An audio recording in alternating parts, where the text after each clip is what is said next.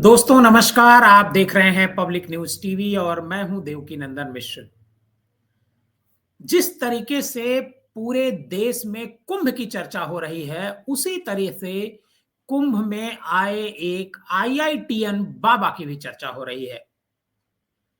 बाबा अजय सिंह नाम से पहले जाने जाते थे और वो आईआईटी से आईआईटी किया उन्होंने, और उसके बाद 34 लाख के पैकेज पर वो नौकरी करते थे।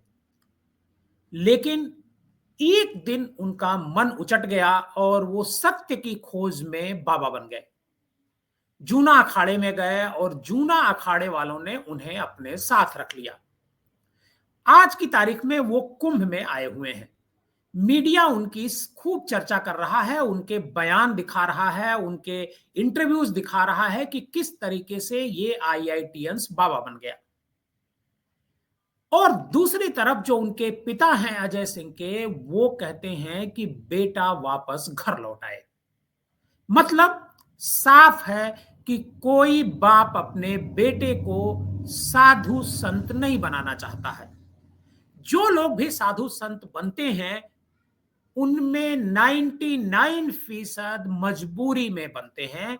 ये बात शायद आपको हजम ना हो, लेकिन ये सच्चाई है।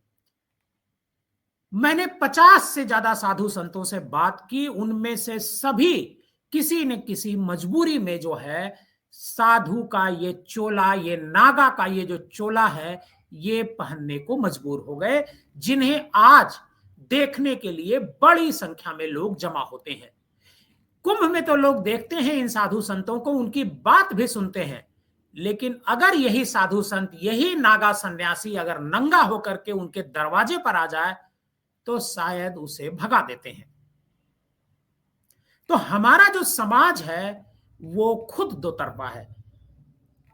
आपको शायद गौतम बुद्ध की कहानी नहीं पता होगी, या हो सकता है पता भी हो। गौतम बुद्ध के का जब जन्म हुआ, उनके पिता बहुत बड़े राजा हुआ करते थे। उन्होंने पूरे जो राज के भीतर जितने भी राज ज्योतिषी थे, छोटे से लेकर के बड़े ज्योतिषी तक, उन सबको उन्होंने बुलाया अपने बेटे का भाग्य देखने के लिए। जितने लोग ने बेटे की कुंडली बनाई, उन सभी ने कहा कि ये आपसे भी बड़ा प्रतापी राजा बनेगा। राजा बहुत खुश हुआ कि हर बाप चाहता है कि उसका बेटा उससे बड़ी सियासत हासिल करे, जिस भी फील्ड में वो काम कर रहा होता है उससे बड़ा नाम करे। लेकिन एक बुजुर्ग ज्योतिषी भी थे वहां पर, जिन्होंने कहा कि आपका बेटा सन्यासी बनेगा और बड़ा नाम करेगा और बड़ा सन्यासी बनेगा। लेकिन राजा को यह बात हजम नहीं हुई। राजा के दिमाग में हमेशा यह चिंता भरी रहती थी कि कहीं उनका बेटा सन्यासी न बन जाए। इसके लिए जितने भी जतन करने चाहिए थे वो सब कुछ उन्होंने किया, और यहां तक कि कम उम्र में, नाबालिग उम्र में गौतम की शादी करा दी। उन शराब की लत एक बाप ने अपने बेटे को खुद लगवाई।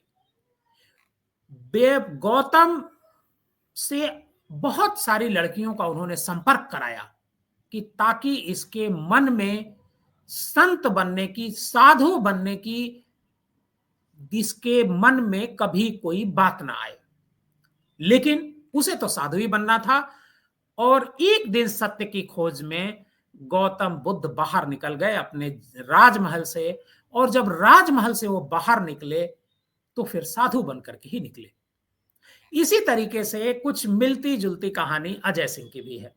अजय सिंह हरियाणा के रहने वाले हैं, और वो अभय सिंह हरियाणा के रहने वाले हैं और आईआईटी इंजीनियर हैं।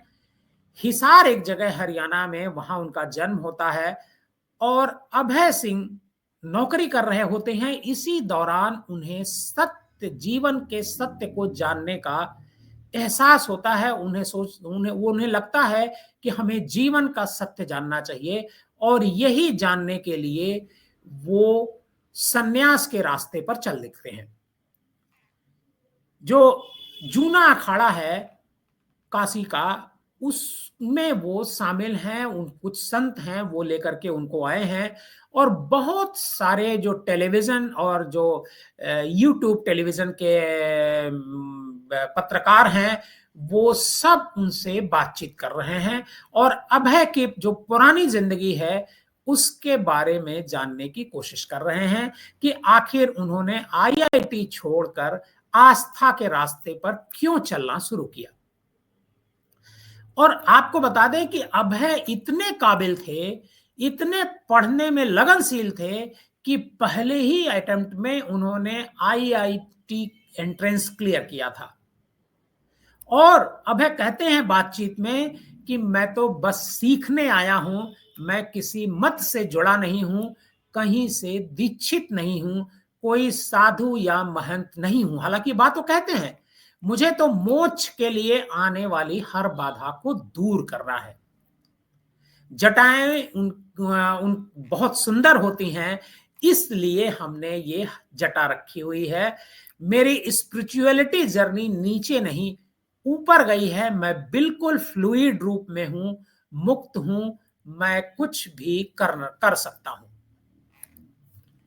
आपको बता दें कि उनके परिवार वाले कहते हैं कि आईआईटी मुंबई में जाने से पहले उन्हें अपने लाइफ को लेकर के बड़ी चिंता थी। उन्होंने सोचा कि अब वे क्या करेंगे। हालांकि अभय भी ये बात कहते हैं कि प्रश्न से ही कोई यात्रा शुरू होती है, और मेरे मन में भी कई प्रश्न हैं।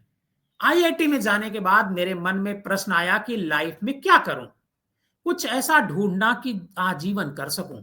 आईआईटी के बाद तो क्या करता, कोई कंपनी ज्वाइन करता, कितने प्लेन बनाता, ये सब दिमाग में उनके चल रहा था। तभी उन्हें डिप्रेशन आ गया, वो डिप्रेशन में चले गए। फिर उसके बाद उनके मन में आया कि जिंदगी का आगे क्या करूं। मेंटल हेल्थ का भी सवाल आया, एंजाइटी और टेंशन जीवन में आई, डिप्रेशन आ गया। अभय कहते हैं कि मैं खतरनाक डिप्रेशन में था, नींद नहीं आती थी, एक ही चीज सोचता रहता था। फिर मैंने सोचा कि यह सिस्टम क्या है, दिमाग क्या चीज है, नींद क्यों नहीं आ रही है, यह मन क्या चीज है। इसके बाद उन्होंने साइकोलॉजी पढ़ना शुरू किया, और साइकोलॉजी पढ़ने के साथ ही इस्कॉन की तरफ मुड़े और कृष्ण के बारे में पढ़ना शुरू किया। अभय कहते हैं कि लोग मुझे पागल समझने लगे थे। अगर लोग मुझे पागल बोलते थे तो भी मुझे कोई फर्क नहीं पड़ता था। मेरे परिवार की बिल्कुल अलग स्टोरी है। मेरे बचपन में ख्याल आता था कि मैं घर से भाग जाऊं, क्योंकि मैं परिवार से परेशान था। उनकी अलग टाइप की सोच थी, मुझे घर से दूर जाना था। इसलिए अभय ने आईआईटी मुंबई का चुनाव किया।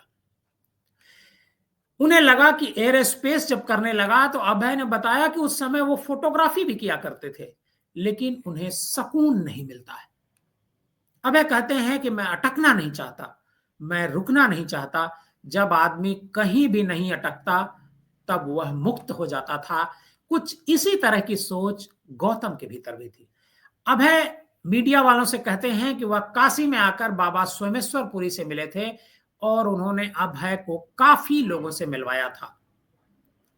सोमेश्वरपुरी से जब इस बारे में एक मीडिया वाले ने पूछा तो उन्होंने कहा कि मैंने इसे अघोरियों से मिलवाया, जूना अखाड़ा के महात्माओं से मिलाया, और इंडिपेंडेंस साधु जो 20-30 साल से साधना कर रहे हैं उनसे भी मिलवाया। और आने वाले दिनों में जो सोमेश्वरपुरी हैं वो अभय सिंह को देश के सबसे बड़े संत के रूप में देखते हैं। अभय के गुरु संत बाबा सोमेश्वरपुरी खुद इंडियन एयरफोर्स में एरियल फोटोग्राफी कर चुके हैं। दोनों की मुलाकात की कहानी भी बड़ी दिलचस्प है। इंडियन एयरफोर्स में एरियल फोटोग्राफी करने वाले बाबा सोमेश्वरपुरी और आईआईटी एरोस्पेस करने वाले अभय सिंह अब दोनों ही अध्यात्म के रास्ते पर हैं।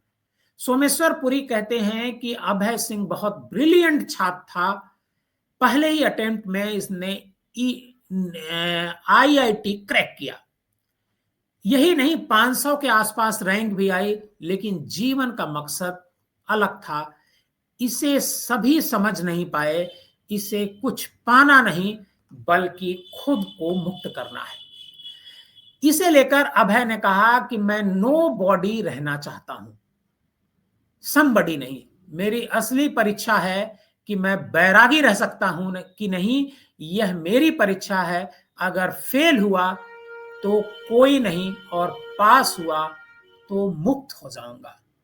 अभय सिंह की ये जो कहानी है वो बड़ी दिलचस्प है, लेकिन उनके जो पिता हैं उनका भी एक इंटरव्यू सामने आया है, जिसमें एक वीडियो सामने आया है जिसमें वो कहते हैं कि वो चाहते हैं कि अभय घर वापस लौट आए, क्योंकि कोई पिता नहीं चाहता कि उसका बेटा साधु बने। आप एक बार अभय के पिता की जो बातचीत है वो एक बार सुनिए।